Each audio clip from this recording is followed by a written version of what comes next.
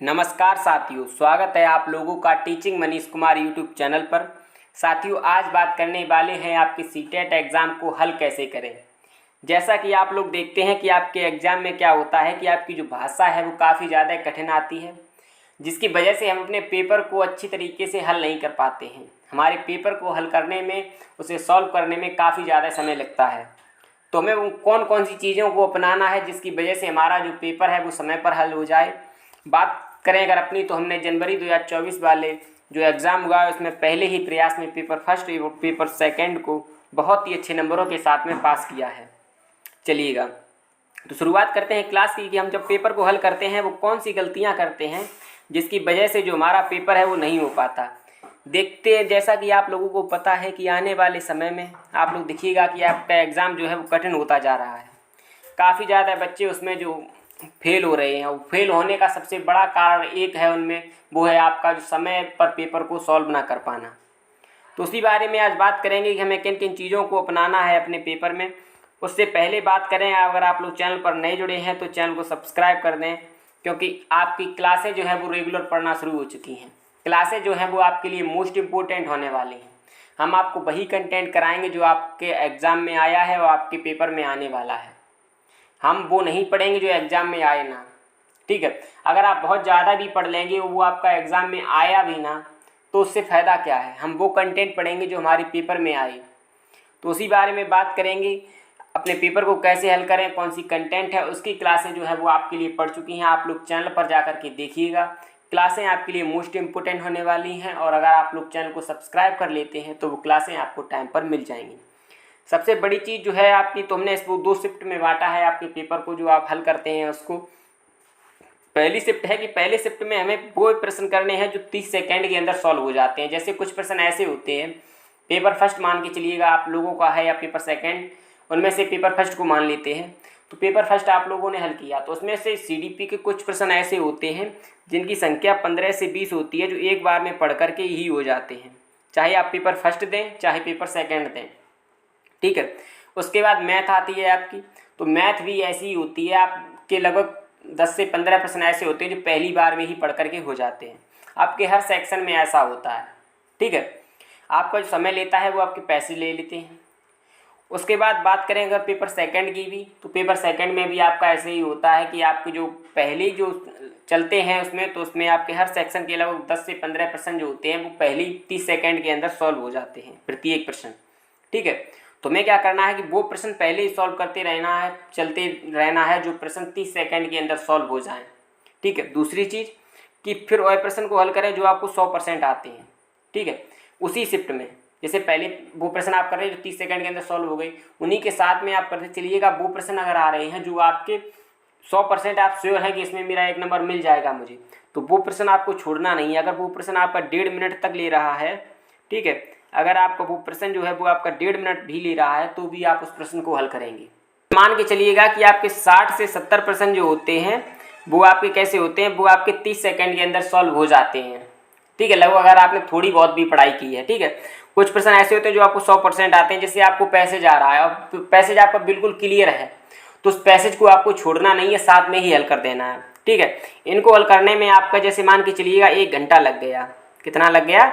इनको हल करने में आपका 1 घंटा लग गया। उसके बाद आपको क्या करना है कि जो प्रश्नों में टैग वर्ड आते हैं उनका खास तौर पर ध्यान रखना है, उनसे पेपर को हल करना है, क्योंकि टैग वर्ड से आपको एक तो प्रश्न को ज़्यादा पढ़ना नहीं पड़ता, प्रश्न आपका जल्दी हल हो जाता है।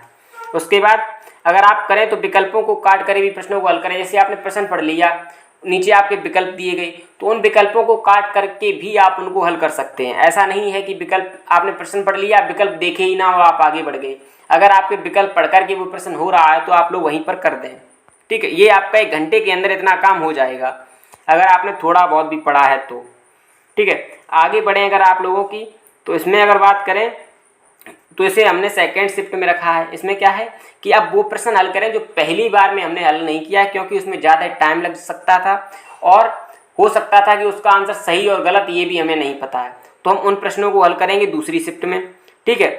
प्रश्न समझ ना आने पर विकल्पों के द्वारा करेंगे उसको। जैसे प्रश्न आपने पढ़ लिया तो उसे फिर भी आपको वो प्रश्न समझ नहीं आया, तो आप क्या करें, विकल्प पढ़ेंगे 4 विकल्प में 1 विकल्प आपको अलग मिलेगा, 3 विकल्प आपको एक जैसे मिलेंगे। तो जो विकल्प आपको अलग मिले उसी विकल्प को आपको सही कर देना है, वही आपका सही होगा। कैसे कि 3 विकल्प एक जैसे होंगे, एक विकल्प अलग होगा, तो जो विकल्प अलग होगा आपका वही आपका सही आंसर हो जाएगा। ठीक है, अगली है आपकी प्रैक्टिस सेट से तैयारी करते रहें। देखिए टाइम बचाने के लिए ये आपके लिए मोस्ट इंपॉर्टेंट है कि अगर आप लोग प्रैक्टिस सेट हल करते रहेंगे तो आपका टाइम बचने में आपको मालूम पड़ जाएगा कि हमें इतना पढ़ना है, इस तरीके से हल करना है पेपर, वो तरीका आपको पता चल जाएगा। ठीक है, एक प्रश्न पर ज़्यादा समय ना दें, ऐसा ना करें कि आप एक प्रश्न पे ही लगे हैं। जैसे अब ईगो सा आ जाता है ना, कि जैसे आपने मान के चलिएगा कि आपने किसी टॉपिक को पढ़ा, बुद्धि के बारे में बहुत अच्छी तरीके से पढ़ा, और पेपर में जो आया वो थोड़ा अलग आ गया, तो आप केवल उसी पर ही 5-6 मिनट लगा दिए आपने, तो ये आपकी सबसे बड़ी गलती होगी। एक प्रश्न पर ज़्यादा समय ना दें।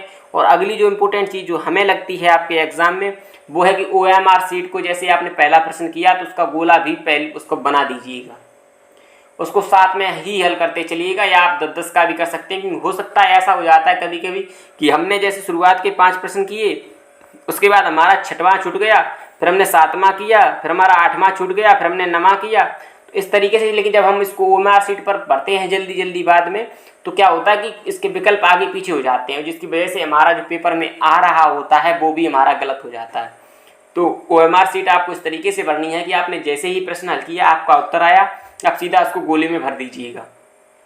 ठीक है, आप श्योर हैं अगर तो मैं कुछ ये बेसिक चीज़ें थी आपके पेपर में हल करने की, एक बार और देखते हैं। हम आपको बता दें कि पहली शिफ्ट में हमने उन चीज़ों को रखा है कि हमें अपने प्रश्न को 30 सेकंड, पहली शिफ्ट में 30 सेकंड के अंदर जो प्रश्न हल हो रहे हैं उन प्रश्नों को करना है। उसके साथ में हमें वो प्रश्न करने हैं जो 100% क्लियर हैं, बेशक 1 से 1.5 मिनट ले रहे हैं। ठीक है, उसके बाद टैग वर्ड को देख कर करना है, विकल्पों को काट करके देख कर करना है। ठीक है, इन तरीकों से अगर आप लोग इन चीज़ों को देख करके अगर आप लोग अपने पेपर को करेंगे तो आप अपने पेपर को 100% अच्छी तरीके से कर पाएंगे, और जो आपका स्कोर होगा वो 110 प्लस हो जाएगा। हमने जो खुद अपना स्कोर किया है वो 110 प्लस किया है, तो हमें पता है कि अपने स्कोर को किस तरीके से आगे बढ़ाना है। ठीक है, हम आप लोगों से गुजारिश करते हैं कि हमारी जो डेली क्लासें पढ़ती हैं वो आपके लिए मोस्ट इम्पोर्टेंट क्लासें हैं। आप ऐसे समझिएगा कि उन्हीं से आपका पेपर फंस रहा है एक तरीके से। हम वही कंटेंट आपको करा रहे हैं जिनसे प्रश्न आते हैं आपके एग्जाम में। ठीक है, तो डेली क्लास आपकी 10 बजे से पहले पढ़ जाती है चैनल पर। चैनल को अगर आप लोग सब्सक्राइब कर लेते हैं तो वो क्लास आपको मिल जाएगी। ठीक है, शेयर करिएगा क्लास को दोस्तों के साथ में, क्योंकि आप लोगों के सहयोग के साथ में ही हम आगे बढ़ेंगे और ज़्यादा से ज़्यादा लोगों को क्लास मिलेगी। आप लोगों का सहयोग रहेगा तो हम उन चीज़ों को बेहतर तरीके से कर सकेंगे। साथ में आप हमें डेली के 20 से 30 मिनट दीजिएगा, उसमें से आपको इतना बेहतरीन कंटेंट हो जाएगा कि आपको मज़ा आ जाएगा। अगली बात आप लोगों के लिए जो सबसे ज़्यादा ज़रूरी है वो है PYQ पढ़ते रहिएगा आप लोग, क्योंकि जब तक आप लोग साथ में प्रैक्टिस नहीं करेंगे तब तक मज़ा नहीं आएगा। केवल हमारे करने से क्या होता है, जब हमारे शेर साथ में करेंगे तभी तो मज़ा आएगा। ठीक है, तो इन चीज़ों को करते रहिएगा। चैनल को सब्सक्राइब करेंगे तो आपको क्लासें मिल जाएंगी। हम बार बार इसीलिए कहते हैं आपसे, शेयर आपको लोगों को, सभी लोगों को करना है जो भी देख रहे हैं क्लास को। कम से कम 10 से 15 लोगों को शेयर करिएगा व्हाट्सएप पर। रिश्तेदारी में जो भी तैयारी कर रहा है उसके पास क्लास को शेयर करेंगे। ठीक है, लाइक करेंगे और बताएंगे क्लास आपको कैसी लगी। क्लासेस जो हमारी चैनल पर पढ़ चुकी हैं उन क्लासों को देखिएगा, आपके लिए बहुत ज़रूरी है। कल आपको क्लास जो है वो 10 बजे से पहले मिल जाएगी। चलते हैं इसी के साथ में, ध्यान रखिएगा अपना और बोलिएगा हमारे साथ। जय हिंद।